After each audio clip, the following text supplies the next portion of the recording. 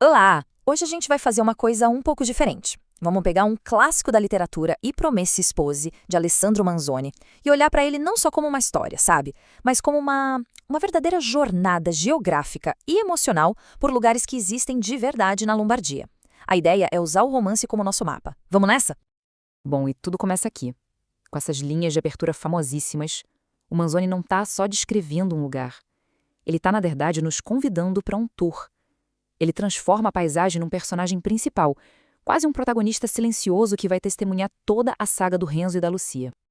Então, o nosso percurso vai seguir exatamente os passos dos protagonistas.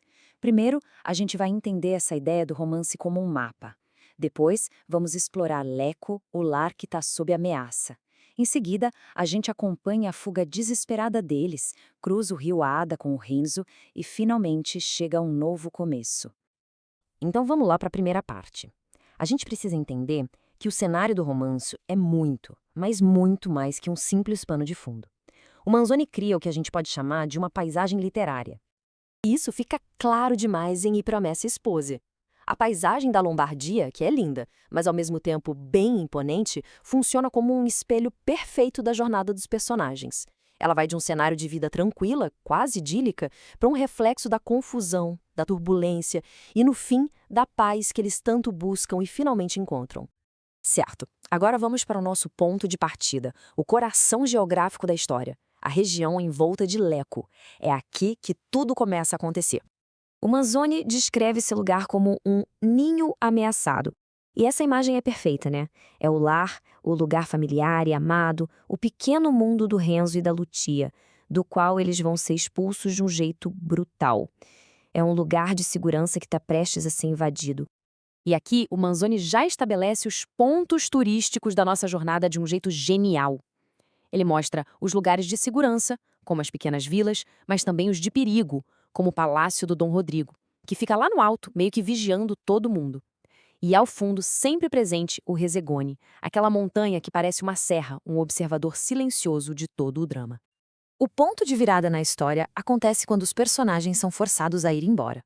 A jornada deles começa com uma fuga dramática pela água, um momento de muita tristeza e total incerteza. Tenta imaginar a cena. É de noite, um barquinho no Lago de Como. A Lúcia olha para trás, para as montanhas e vilarejos que ela conheceu a vida inteira. E é aí que o Manzoni nos entrega um dos monólogos mais famosos e emocionantes da literatura italiana. Adeus, montanhas que surgem das águas e se elevam ao céu.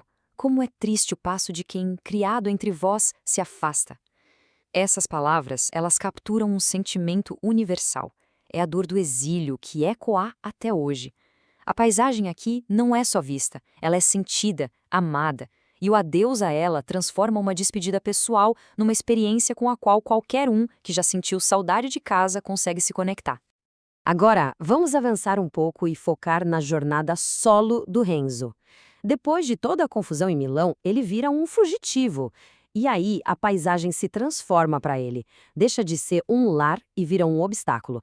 Mas também, de forma surpreendente, vira um guia. O Renzo tá completamente perdido, apavorado. A noite é escura, os bosques são desconhecidos, toda a natureza em volta parece refletir a agonia dentro dele. Ele tá, de verdade, no ponto mais baixo da jornada. A gente pode praticamente seguir os passos dele nessa provação. Ele tá perdido no escuro, exausto, no limite do desespero. E então, ele ouve alguma coisa. Não é uma pessoa, é o som distante de um rio. E esse som se torna seu único guia, sua única esperança. E aqui está o ponto-chave. O rio Ada vai além da geografia. Ele deixa de ser apenas um rio para se tornar um símbolo de salvação. É a fronteira entre o perigo e a segurança, entre o desespero e a esperança. É a linha de chegada dele. E, depois que ele finalmente atravessa o rio, já de manhã, o Renzo vê-se nascer do sol. O Manzoni usa essa imagem da natureza para simbolizar um novo começo. A escuridão da noite passou e, com a luz do dia, vem a promessa de sobrevivência, a promessa de um futuro. E isso nos leva à etapa final da nossa viagem. Depois de todas as provações, a peste e a separação, os personagens finalmente voltam, mas o mundo e a própria terra não são mais os mesmos. Olha, nada ilustra melhor essa mudança do que o estado do vinhedo do Renzo. Antes, era o símbolo do trabalho dele, do futuro com a Lucia. Depois, é um reflexo do caos, da desordem. Mostra como a peste deixou cicatrizes não só nas pessoas, mas na própria paisagem. E, finalmente, a gente chega ao destino mais importante da nossa jornada. O lugar que representa o fim de todo o sofrimento. A pequena vila de Pasturo. Depois de fugir, se perder, sofrer, é nesse refúgio tranquilo que a busca do Renzo por paz finalmente termina. E por que Pasturo é tão importante assim? Porque é aqui que o ciclo de fuga e perseguição finalmente se fecha.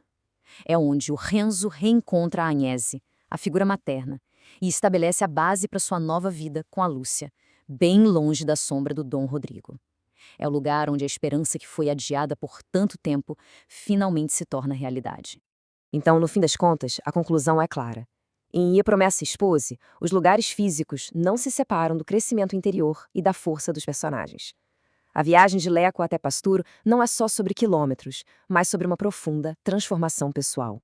E isso tudo deixa a gente com uma pergunta para pensar. Esses lugares ainda existem?